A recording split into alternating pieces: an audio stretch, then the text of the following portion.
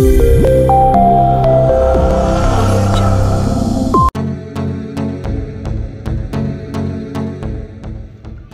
salah satu sumur resapan yang dibangun Pemprov DKI Jakarta. Letaknya berada di bawah kolong Eks-Tol Cempaka Putih, Jakarta Pusat.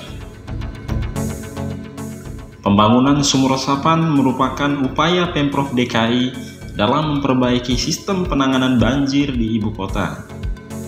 Tahun 2021 ini, Pemprov DKI menargetkan dapat membangun sekitar 3.876 sumur resapan dengan melibatkan sejumlah perusahaan. Kendati demikian, pembangunan sumur resapan di bawah kolong tol ini menuai kritik, dianggap dapat membahayakan kekuatan infrastruktur jalan tersebut. Sumur resapan yang dibangun di dekat tiang jalan jelas akan berpengaruh terhadap ketahanan lateral struktur beton. Ya, menurut saya memang ini kebijakan terkait dengan sumur resapan ini kan sebenarnya sudah lama dilakukan ya oleh Pak Anies maupun gubernur sebelumnya gitu. Dalam hal ini hanya memang tujuannya kan baik itu untuk menampung air lah, setidaknya air, apalagi kemudian kaitannya dengan penanggulangan banjir. Hanya masalahnya kemudian dalam satu yang seolah-olah memang tidak melalui perencanaan yang baik gitu. Jadi sekedar asal membuat, tidak melihat melihat landscape atau bentang lahan dari sumur yang akan dibangun. Itu masalahnya. Kemudian dari target yang sudah kan itu targetnya kan 1,8 target itu sampai sekarang baru terbangun sekitar 3.300 ya, dari sebuah kerjasama dengan vendor itu dalam melakukan membuat sumur-sumur resapan itu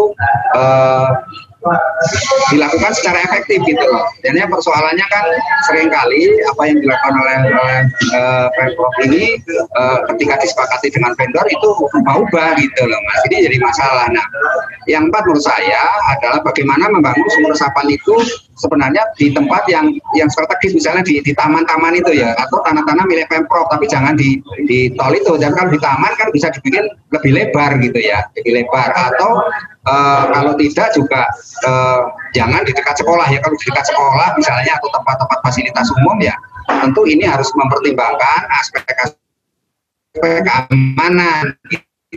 Itu artinya jangan sampai kemudian nanti istilah itu terpleset atau merugikan orang yang lewat di situ gitu ya. Jadi menurut saya ini memang mengenai sumur resapan ini betul-betul harus mempertimbangkan aspek sosio-ekologisnya gitu. Jadi yang terjadi selama ini memang lebih bersifat ya seperti terburu-buru gitu ya, terburu-buru sekedar target dan tidak memperhatikan bagaimana sosio-ekologis yang ada di mana sumur resapan itu dibangun. Sampai hari ini saya melihat sumur resapan yang ada itu tidak berpengaruh banyak, gitu. Tidak signifikan mempengaruhi atau mengurangi pengendalian banjir di Jakarta. Karena apa? Karena di samping jumlahnya juga masih sedikit, ya, yang kemudian sumur resapan itu juga saya lihat kurang dalam, itu rata-rata masih dangkal-dangkal itu bikinnya. Jadi dan jaraknya ini sendiri juga sangat jauh titik-titiknya itu gitu. Jadi ya, titik yang dibangun dengan titik yang lainnya itu terlalu jauh. Sementara air ini kan posisinya sudah debitnya itu tinggi pada jam-jam atau pada musim-musim di mana kemudian hujan itu deras, maka itu terjadi air itu secara liar mengalir ke tempat-tempat yang atau menggenangi tempat-tempat yang rendah. Nah, menjadi persoalan juga karena sebenarnya DKI Jakarta ini tanahnya memang setiap tahun itu turun, hampir rata 77%, bahkan ada yang 20%, ada juga yang sampai 20% per tahunnya itu. Jadi ini juga menjadi tidak signifikan. Kemudian Pemprov DKI ngebut soal bikin sumur resapan. Jadi kebijakan sumur resapan itu menurut saya juga harus dilihat bahwa kalau jumlahnya itu signifikan, itu pengaruhnya juga akan besar sebenarnya. Tapi itu sampai hari ini saya lihat pengaruhnya belum banyak gitu Mas. Terbukti banjir di Jakarta itu hampir mengenangi seluruh jalan. Misalnya kalau lihat di Tol Semanggi ya, atau di bawah Semanggi itu lah, tol itu kan kenapa terjadi mengenang sampai berhari-hari, karena memang sumur resapan yang ada di kanan kirinya itu tidak banyak berfungsi itu gitu ya. Artinya tidak bisa mengurangi daripada debit air yang ada di sekitar layang tol itu, di bawah layang tol Semanggi itu gitu loh Mas. Ya, di samping juga harus disertai dengan pembangunan drainase yang lebih banyak gitu loh. Drainasenya ini diperluas lagi, diperbanyak, karena memang di samping saya katakan tadi karena turunnya permukaan tanah di DKI Jakarta yang cukup signifikan per tahunnya akibat pembangunan gedung-gedung yang masif, juga akibat di kampung-kampung banyaknya warga masyarakat yang menggunakan air tanah gitu ya sebagai kebutuhan sehari-hari. Nah, menurut saya ini menjadi pertimbangan kemudian kenapa sumur resapan ini harus disertai dengan pembenahan drainase dan juga mengenai ini situ-situ juga ya, situ-situ yang harus dibersihkan, ya harus diperdalam, dikeruk, dan sungai-sungai juga harus dikeruk, karena kalau kita lihat misalnya terjadi di Cipinang itu karena sungainya ini jarang dikeruk gitu ya, dikeruk tapi tidak sampai dalam, sehingga dulunya itu sebagai wilayah percontohan oleh Pak Gubernur, Pemprov, tapi terjadi di situ pengenangannya malah luar biasa dahsyat ya. Bahkan ada yang pada waktu Pak Gubernur mengatakan hanya saja akan surut, tapi malah jadi berjam-jam, malah berhari-hari. Ini menurut saya juga terjadi di Sungai Cakung, itu juga banyak kali sungainya sendiri mengalami pendangkalan dan tidak lama pengerukan. Jadi sumur-sumur resapan ini akan berfungsi ketika disertai juga pembangunan atau pendalaman pengerukan sungai-sungai termasuk situ-situ ya. Di satu sisi juga sebenarnya DKI Jakarta juga memikirkan juga mengenai waduk ya. Jadi waduk-waduk itu harus dibangun pula. Misalnya waduk di Pondok Rangon itu yang sudah dirintis sejak zaman Gubernur Jokowi dan dilanjutkan oleh Pak Ahok, oleh Pak Anies juga nggak diselesaikan. Nah, ini menjadi masalah juga, sehingga penanganan banjir ini kan harusnya dari hulu ke hilir ya, dan sifatnya harus holistik, komprehensif. Karena apa? Karena tidak semata-mata persoalan di resapan air saja, tapi juga persoalan di pembangunan penampungan air itu. Nah, yang lainnya menurut saya ini pembangunan resapan ini kan anggarannya cukup besar juga selama ini gitu. Tapi capaian yang diperoleh itu kok masih minim gitu loh. Jadi ini yang menyebabkan kemudian masyarakat juga sedikit heboh gitu ya, ada polemik di masyarakat, ada kecurigaan bahwa pembangunan ini tidak berjalan sebagaimana yang sudah ditargetkan atau sebagaimana yang sudah disampaikan oleh pemerintah DKI gitu. Jadi itu. Kemudian yang kedua ya tadi pembangunannya lebih pada ke tempat-tempat di mana sumur resapan ini tidak banyak pengaruhnya, malah justru mengganggu aktivitas warga, misalnya di bawah jalan tol atau di dekat tiang atau di tempat-tempat yang selama ini masyarakat selalu berlalang. Saya itu.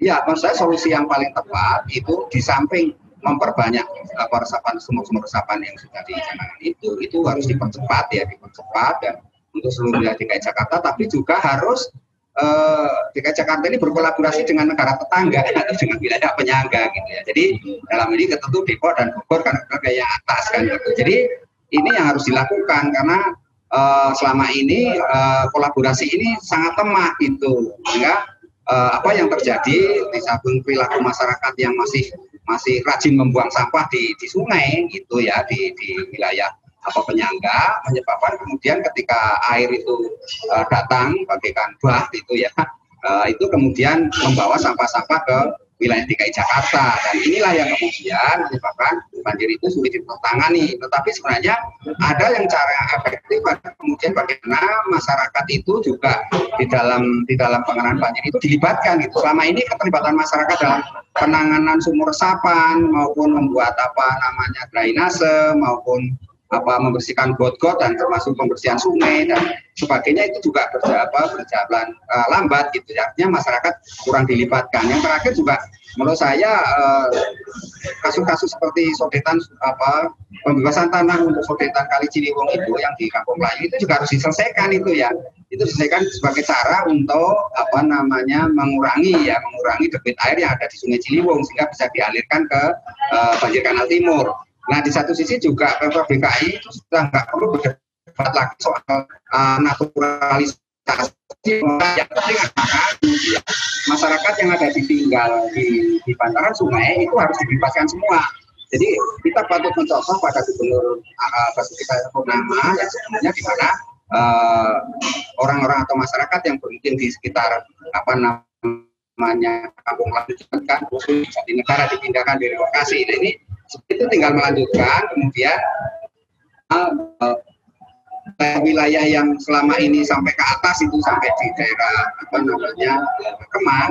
Kenapa itu Kemang itu banjir itu karena di situ di samping memang tanahnya juga menurun karena akibat bangunan-bangunan yang masif, tetapi juga ada bangunan yang sebenarnya kategorinya itu di daerah ini aliran sungai itu. Jadi ada hotel bahkan dibangun tidak jauh dari aliran sungai. Nah, ini menyebabkan sungainya makin menyempit. Kalau Anda lihat dari Ciliwung itu sungai Ciliwung makin ke atas dan kampung lain ke atas sampai di daerah Jati Padang itu makin menyempit gitu. Jadi sungainya itu malah tinggal, saya lihat mungkin tinggal separuh. Lah ini harusnya itu dibebaskan sehingga itu dibuat sungai semua gitu loh. Nah, jadi memang ini penanganannya dari hulu sampai hilir. Kemudian yang di hilirnya sendiri atau di pantai di daerah utara itu sampah-sampah, apalagi sekarang ada sampah baru, itu sampah mengenai APD.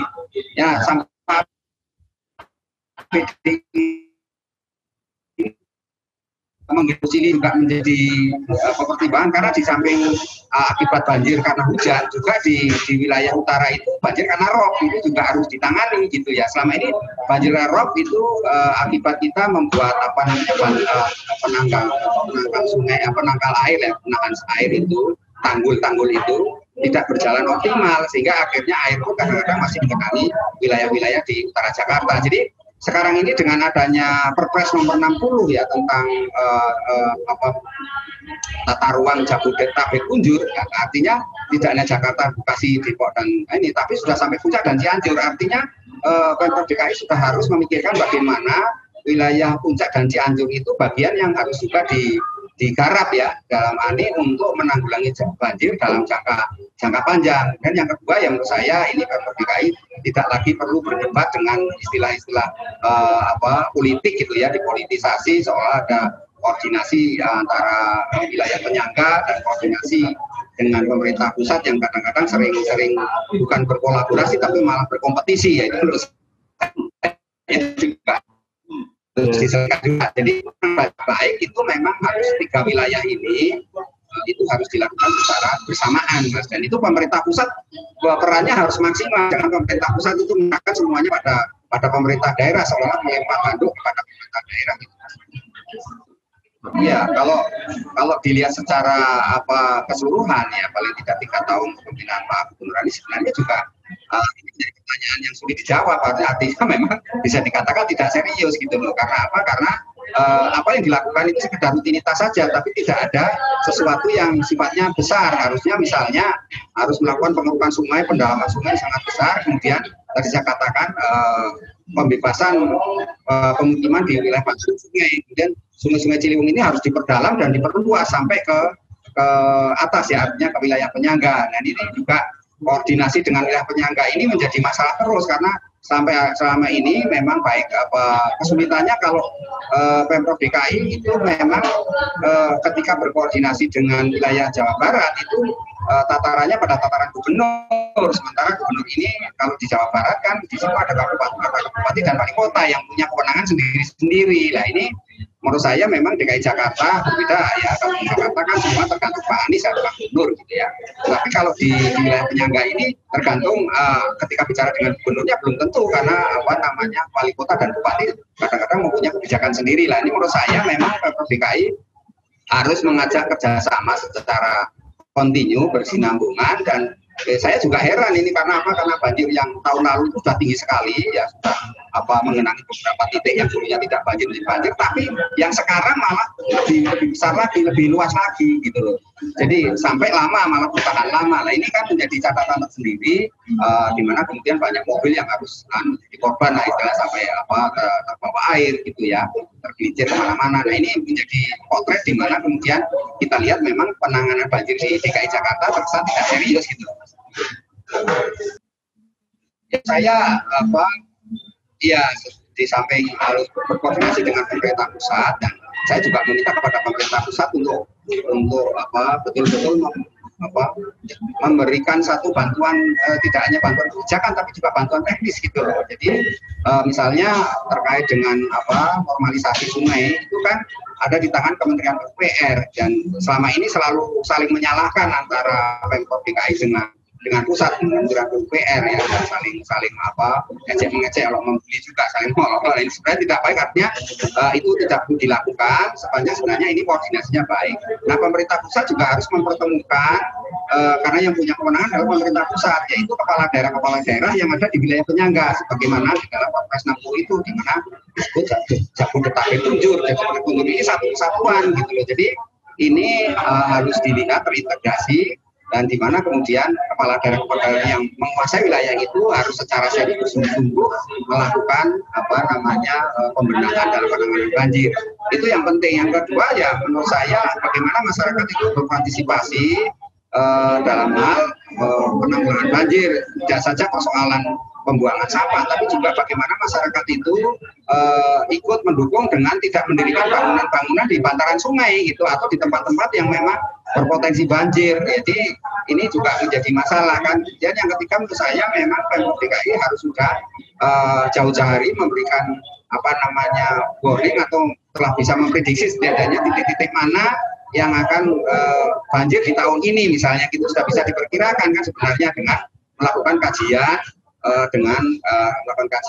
terhadap kejadian-kejadian banjir di tahun-tahun sebelumnya gitu, sehingga bisa diprediksi ke depan secara skenario planning tentunya. Nah, ini yang perlu dilakukan. Yang terakhir menurut saya memang dibutuhkan political will yang kuat, Mas. Political yang kuat untuk membebaskan wilayah-wilayah yang selama ini tergenang banjir gitu ya. Jadi itu harus ditangani secara tersendiri dan dilakukan kolaborasi yang baik dengan pemerintah dan pemerintah daerah, pemerintah pusat, dan di sini juga masyarakat juga yang tinggal di mana daerah itu ada. Misalnya kayak di Kemang itu ya, bagaimana kemudian masyarakat Kemang juga ikut sadar, ikut membantu secara bahu-membahu untuk mengatasi banjir di wilayahnya, agar di tahun kemudian tidak terjadi banjir. Itu kesadaran untuk melakukan